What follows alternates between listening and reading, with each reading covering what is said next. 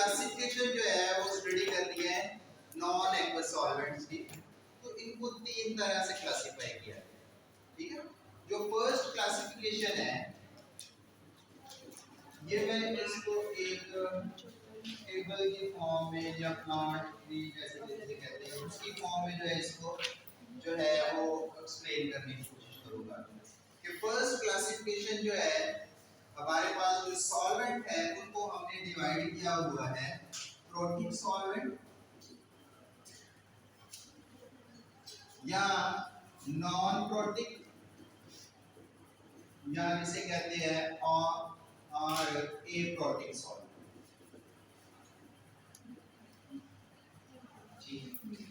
Protic solvent या non protic solvent. Protic solvent जो हो सकते हैं जो बेटा प्रोटिक जो है ये वर्ड प्रोटॉन से डराइव है, ठीक है। प्रोटॉन मतलब हाइड्रोजन, ठीक है। जो प्रोटिक सॉल्वेंट जो है जो प्रोटॉन को रिलीज कर सकते हैं या जिनके पास प्रोटॉन है या वो प्रोटॉन को एक्सेप्ट कर सकते हैं वो क्या है प्रोटिक सॉल्वेंट। प्रोटिक सॉल्वेंट क्या है जिनके पास हाइड्रोजन का आयन देने की एबिलिटी है या उसको एक्सेप्ट करने की एबिलिटी है वो क्या है प्रोटिक सॉल्वेंट। और नॉन प्रोटिक सॉल्वेंट कौन से हैं जिनके पास कोई प्रोटॉन नहीं। तो प्रोटिक सॉल्वेंट जो है इनको फर्दर जो है वो क्लासिफाई किया है। एक वो जो एसिडिक है हमारे पास, एसिडिक कौन से होंगे, एसिडिक प्रोटिक सॉल्वेंट वो होंगे जो प्रोटॉन को रिलीज करेंगे, ठीक है। जो प्रोटॉन को क्या करेंगे रिलीज करेंगे। जैसे HF है हाइड्रोजन फ्लोराइड जो है ये क्या करेगा प्रोटॉन क्या करता है रिलीज करता है, ये क्या है प्रोटिक सॉल्वेंट है। आपका सल्फ्यूरिक एसिड जो है ये भी एक प्रोटिक सॉल्वेंट है, ठीक है। ये क्या करता है प्रोटॉन को क्या करता है रिलीज करता है, ठीक है। और ये डाइप्रोटिक सॉल्वेंट है, इसके पास दो प्रोटॉन। इसी तरह ट्राइप्रोटिक सॉल्वेंट भी होते हैं जिनके पास तीन प्रोटॉन हो उन्हें ट्राइप्रोटिक सॉल्वेंट कहते हैं। ये डाइप्रोटिक सॉल्वेंट है। एसिटिक एसिड जो है CH3COO ये भी क्या है प्रोटिक सॉल्वेंट है और ये भी एक प्रोटॉन को रिलीज करता है। तो सबसे पहली जो हमारे पास प्रोटिक सॉल्वेंट जो है उनमें हमारे पास एसिडिक है जो प्रोटॉन को क्या करते हैं रिलीज करते हैं, ठीक है। ये प्रोटॉन को क्या कर रहे हैं रिलीज कर रहे हैं। प्रोटॉन कोई भी स्पीशीज जो इनके साथ रिएक्ट कर रही है उसको ये प्रोटॉन डोनेट करेंगे, ठीक है, या उसे प्रोटॉन दे देंगे। दूसरे हमारे पास प्रोटिक सॉल्वेंट में वो है बेसिक। वो कौन से हैं बेसिक है। बेसिक कौन से होंगे जो प्रोटॉन को क्या करेंगे एक्सेप्ट करेंगे, ठीक है। जैसे आपका अमोनिया है, अमोनिया है ये क्या करता है प्रोटॉन को क्या करता है एक्सेप्ट करके अमोनियम आयन में कन्वर्ट हो सकता है, ठीक है। ये क्या है प्रोटिक सॉल्वेंट है। और प्रोटिक सॉल्वेंट की कौन सी टाइप है बेसिक, ठीक है, जो प्रोटॉन को क्या कर ले एक्सेप्ट कर ले। इसी तरह ये जो एसिडिक एसिड है ना ये वाला ये भी प्रोटॉन को एक्सेप्ट कर सकता है, ठीक है। ये भी क्या करता है प्रोटॉन को एक्सेप्ट कर सकता है और ये बेसिक प्रोटिक सॉल्वेंट के तौर पर रिएक्ट करता है और एसिडिक प्रोटिक सॉल्वेंट के तौर पर रिएक्ट करता है, ठीक है। अगर आपने मैकेनिज्म पढ़े हैं पार्ट 2 में तो आपने देखा होना है कि जब एसिडिक फॉर्मेशन है वहां पर ये जो है वो ऑक्सीजन जो है वो दो प्रोटॉन के साथ, ठीक है। एक तो उसके पास पहले ही प्रोटॉन है और एक और आगे जुड़ गया तो ये जो पॉजिटिव चार्ज है ये ऑक्सीजन भी सही हो गया। और तीसरा जो है वो हमारे पास एम्फीटेरिक है। एम्फीटेरिक सॉल्वेंट्स वो जो एसिड के तौर पर रिएक्ट कर सकते हैं और बेस के तौर पर रिएक्ट कर सकते हैं वो क्या है एम्फीटेरिक सॉल्वेंट्स है। लाइक आपका वाटर जो है वाटर देखिए H3O पॉजिटिव की फॉर्म में भी है और हाइड्रोक्सिल आयन की फॉर्म में भी, ठीक है। ये क्या कर सकता है प्रोटॉन दे भी सकता है और ये प्रोटॉन को एक्सेप्ट भी कर सकता है, ठीक हो गया। तो ये क्या है एक एम्फीटेरिक है, ये एसिड और बेस दोनों के तौर पर है। इसी तरह आपका अमोनिया जो है, अमोनिया जो है ये भी सॉल्वेंट बेस के तौर पर भी एक्ट कर सकता है और एसिड के तौर पर भी एक्ट कर सकता है। एसिडिक एसिड जो है ये भी क्या करता है, बेस के तौर पर भी एक्ट कर सकता है और एसिड के तौर पर भी ये क्या कर सकता है, एक्ट कर सकता है। तो ये क्या है, एम्फोटेरिक है हमारे पास। ठीक है, ये क्या है, एम्फोटेरिक जो है वो सॉल्वेंट है। फर्स्ट क्लासिफिकेशन जो है वो हमने प्रोटिक सॉल्वेंट और नॉन प्रोटिक सॉल्वेंट के तौर पर यूज किया है। तो प्रोटिक सॉल्वेंट में हमारे पास एसिडिक भी है, बेसिक भी है और एम्फोटेरिक। थर्ड जो है, जो नॉन प्रोटिक सॉल्वेंट या जिन्हें हम एप्रोटिक सॉल्वेंट्स भी कहते हैं, इनमें हमारे पास बेंजीन आती है। बेंजीन जो है C6H6, ये क्या है, एप्रोटिक सॉल्वेंट। आपका क्लोरोफॉर्म जो है CHCl3, ये भी क्या है, नॉन प्रोटिक सॉल्वेंट है। इसके अलावा आपका क्या है, डाइक्लोरोमीथेन CH2Cl2, ये भी क्या है, एप्रोटिक सॉल्वेंट है या नॉन प्रोटिक सॉल्वेंट। यहाँ तक आप अगर कोई क्वेश्चन है तो आप पूछ सकते हैं। इनको डिवाइड किया है आयोनाइजिंग, या जिसे हम आयोनिक सॉल्वेंट कहते हैं, और एक को जो नॉन आयोनाइजिंग, या जिसे हम नॉन आयोनिक भी कह सकते हैं। तो सेकंड क्लासिफिकेशन हमने इनकी ability to convert it into ions जो है उसके लिहाज से।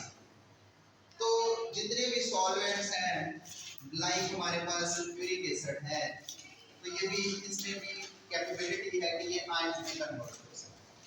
ठीक है, आपके पास फॉर एग्जांपल अगर अल्कोहल भी है तो वो भी क्या है, आयंस में, इसकी भी कैपेबिलिटी है कि ये आयंस में कन्वर्ट हो सकता है।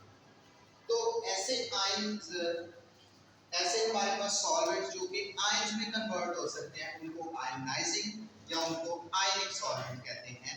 या किसी स्पीशी को फैसिलिटेट करेंगे वो भी आयन में कन्वर्ट हो जाए, वो आयोनाइजिंग सॉल्वेंट है। तो इनकी कुछ इंपॉर्टेंस है, ये जो आयोनाइजिंग सॉल्वेंट्स है ना, इनकी कुछ इंपॉर्टेंस है। सबसे पहली इंपॉर्टेंस क्या है कि ये जो आयोनिक रिएक्शन है, आयोनिक रिएक्शन जो है इनको ये इनिशिएट करते हैं। ठीक है, ये केमिकल जो आयोनिक रिएक्शन है इनको ये इनिशिएट करते हैं। साथ में क्या करते हैं, ये क्या करते हैं, सपोर्ट करते हैं या फैसिलिटेट कहते हैं। ठीक है, ये क्या करते हैं, फैसिलिटेट करते हैं टू कंप्लीट आयोनिक रिएक्शन। ठीक है, ये आयोनिक रिएक्शन जो है उनको ये फैसिलिटेट करते हैं कि मुकम्मल हो। ठीक हो गया जी। तीसरा क्या करते हैं काम, आयोनिक रिएक्शन को इनिशिएट करवाया, आयोनिक रिएक्शन को फैसिलिटेट करवाया, और तीसरा क्या है, ये आयोनिक रिएक्शन जो है उनको सपोर्ट करते हैं कि वो जल्दी से इक्विलिब्रियम स्टेट पर। ठीक हो गया जी। ठीक है, ये कुछ जो है वो पॉइंट्स हैं कि केमिकल रिएक्शन को इनिशिएट करते हैं, और जो आयोनिक स्पीशीज है उनको भी ये इस काबिल बनाते हैं कि वो भी आयंस में कन्वर्ट हो। ठीक है, ताकि केमिकल रिएक्शन जो है वो परफॉर्म हो। ठीक है, जितनी भी आयोनिक स्पीशीज है उनको फैसिलिटेट कौन से करेंगे, आयोनाइजिंग या आयनिक सॉल्वेंट्स। ठीक है, इसके बाद हमारा जो है वो नॉन आयोनाइजिंग सॉल्वेंट्स जो है, जो कौन कौन से हो सकते हैं, बेंजीन है या क्लोरोफॉर्म है, ETC। ये क्या है, नॉन आयोनाइजिंग सॉल्वेंट्स है। ये क्या है, नॉन आयोनाइजिंग सॉल्वेंट्स हैं। और ये किनके लिए हैं, ये क्या करते हैं, नॉन आयोनिक रिएक्शन जो है उनको स्टार्ट करते हैं। ठीक है, ये नॉन आयनिक रिएक्शन जो है उनको इनिशिएट करते हैं। नॉन आयनिक स्पीशीज जो है उनको जो है वो स्पिन, नॉन आयनिक रिएक्शन को भी ये फैसिलिटेट भी करते हैं। ठीक है, फैसिलिएट कर लिया। नॉन आयनिक स्पीशीज जो हैं उनको ये प्रेफर भी करते हैं। प्रेफर किस तरह से करते हैं कि केमिकल इक्विलिब्रियम पे भी पहुंच जाओ और रिएक्शन को कंप्लीट भी करवा दो। ठीक है, जो ये काम कर रहे हैं इसके उलट जो है वो नॉन आयनिक या नॉन आयोडाइजिंग सॉल्वेंट जो है वो काम कर रहे हैं। ठीक है, तो आपने याद रखना है कि वो वाले सॉल्वेंट जो दो आयन में कन्वर्ट होंगे वो आयोडाइजिंग सॉल्वेंट्स हैं, और जो आयन में कन्वर्ट नहीं हो रहे वो क्या है, नॉन आयोडाइजिंग सॉल्वेंट्स। जो थर्ड टर्म है इनकी क्लासिफिकेशन की, वो प्योरली बेस करती है नेचर ऑफ सॉल्वेंट। ठीक है, तो इसके ऊपर डिपेंड करती है नेचर ऑफ सॉल्वेंट के, और वो नेचर क्या है, एक्वस मीडियम के। ठीक है, वो किसके ऊपर डिपेंड करती है, एक्वस मीडियम के ऊपर। ठीक है, जो थर्ड क्लासिफिकेशन है वो एक्वस मीडियम के ऊपर जो है वो डिपेंड करती है, और इसी पे जो है वो क्लासिफाई करती है हमारे सॉल्वेंट्स। तो पहला जो है एक्वस को हम कह सकते हैं थर्ड क्लास। थर्ड क्लासिफिकेशन जो है इसमें हमारा जो है हमने डिफाइन किया हुआ है, डिवाइड किया हुआ है सॉल्वेंट्स को एक्वस मीडियम। तो दो तरह के हो सकते हैं, एक तो वो सॉल्वेंट जो कि एक्वस है, तो एक्वस हमारे पास एक ही सॉल्वेंट है, वो कौन सा है, वाटर है। ठीक है, और बाकी जितने भी सॉल्वेंट है वो क्या है, नॉन है। उसमें आयोनाइजिंग भी हो सकती है, उसमें प्रोटिक सॉल्वेंट भी हो सकते हैं और नॉन प्रोटिक सॉल्वेंट्स भी हो सकते हैं। ठीक है, इसमें क्या है, जितने भी नॉन एक्वस है, मैंने जब इस चैप्टर को स्टार्ट ही करवाया था तो मैंने आपको बताया था कि नॉन एक्वस सॉल्वेंट वो है जो अदर देन वाटर, चाहे वो अल्कोहल है, चाहे वो ईथर है, चाहे वो एसिड है, या कोई बेसिक सॉल्वेंट है, वो सारे के सारे क्या है, नॉन एक्वस सॉल्वेंट। ठीक है, हमने इनको अब एक्वस मीडियम के ऊपर जो है वो डिवाइड किया है। तो एक्वस सिंपली क्या है, वाटर है, और नॉन एक्वस जितने भी वाटर के अलावा सॉल्वेंट्स हैं वो सारे क्या है, नॉन एक्वस सॉल्वेंट्स हैं। अब देखिए जरा, आप देखिए जरा, हम आपका अल्कोहल है, अब ये वाटर और अल्कोहल को देखा जाए, ये देखिए CH3OH, यहाँ पे भी दो लोन पेयर और ऑक्सीजन के ऊपर भी दो लोन पेयर। ठीक है, ये भी हाइड्रोजन बॉन्डिंग बनाता है और ये भी हाइड्रोजन बॉन्डिंग बनाता है। या हम देख ले अमोनिया जो है ये भी क्या करता है, हाइड्रोजन बॉन्डिंग की इसमें भी क्या है, कैपेबिलिटी है, लेकिन इसका जो एक्सटेंट है हाइड्रोजन बॉन्डिंग का, ठीक है, ये इनका एक्सटेंट जो है वो वाटर से कम है। जितनी ज्यादा हाइड्रोजन बॉन्डिंग वाटर कर सकता है उतनी ना तो अल्कोहल करता है, ना ही ये आपका अमोनिया करता है। या मैं बोल दूं कि हाइड्रोजन क्लोराइड जिसके पास 3 लोन पेयर है, ठीक है, ये भी नहीं करता है। इसके बाद देखिए एक लोन पेयर है, जो 2 लोन पेयर है, 3 लोन पेयर। ठीक है, इससे पहले आपने पढ़ा होना है कि वाटर जो है इसका जो है वो बॉइलिंग पॉइंट जो है वो हाइड्रोजन क्लोराइड से ज्यादा क्यों है। रीजन क्या है, तो आपने बोला होना है ये 2 हाइड्रोजन बॉन्ड बनाता है, ये 1 हाइड्रोजन बॉन्ड बनाता है, तो इस वजह से इसका जो है वो क्या है, बॉइलिंग पॉइंट ज्यादा है और इसका बॉइलिंग पॉइंट क्या है, कम है। ठीक है, ये चीज आपने पढ़ी हुई है। तो बेटा जो मेन रीजन है वो है एक्सटेंट ऑफ हाइड्रोजन बॉन्डिंग। अब यहाँ पे देखिए ऑक्सीजन है तो ये 2 हाइड्रोजन के साथ अटैच है, ये ऑक्सीजन जो है वो 1 हाइड्रोजन के साथ अटैच है, और यहाँ नाइट्रोजन भी जो है वो 1 हाइड्रोजन के साथ जो है वो डायरेक्टली अटैच है, 1 लोन पेयर है।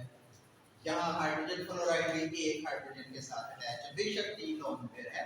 इनमें उस तरह से जो है वो स्ट्रक्चर की एक्सटेंशन नहीं है जैसी जो है वो वाटर में। ठीक है, तो इस वजह से इनका जो है उस वो जो है वो थोड़ा सा जो है वो इसके मुकाबले में कम हाइड्रोजन बॉन्डिंग जो है वो शो। ठीक हो गया जी। अब एक छोटी सी टर्म रह गई है इनकी क्लासिफिकेशन के अलावा, वो एक छोटी सी टर्म है उसको कहते हैं मिक्स्ड सॉल्वेंट। ये बड़ी इंपॉर्टेंट है, मिक्स्ड सॉल्वेंट। मिक्स सॉल्वेंट क्या है, जिसमें सॉल्वेशन जो है, मैंने अभी आपको बताया कि सॉल्वेशन क्या है, एबिलिटी है सॉल्वेंट के मॉलिक्यूल की सोल्यूट के मॉलिक्यूल को सराउंड करने, वो क्या है सॉल्वेशन। तो बेटा जब किसी सॉल्वेंट की जो एबिलिटी है, उसकी सॉल्वेशन की एबिलिटी जो है वो सॉल्वेंट के ऊपर भी डिपेंड करे और उसके अंदर जो मौजूद कैटाइन है, ठीक है, सॉल्वेंट के ऊपर भी डिपेंड करे और कैटाइन के ऊपर भी डिपेंड करे, और बाद में इन दोनों के साइज के ऊपर डिपेंड करे, इनके चार्ज के ऊपर डिपेंड करे, और साथ में इनकी पोलराइज एबिलिटी, इन सब के ऊपर डिपेंड करे, तो इस सॉल्वेंट को कहते हैं मिक्स्ड सॉल्वेंट। इस सॉल्वेंट को क्या कहते हैं, मिक्स्ड सॉल्वेंट। ठीक हो गया जी। इसकी बेटा एग्जांपल है हमारे पास एक ये वाला कंपाउंड, इसका जो है वो वाटर के साथ में, ठीक है, ये क्या है मिक्स सॉल्वेंट की एग्जांपल है। इसको बेटा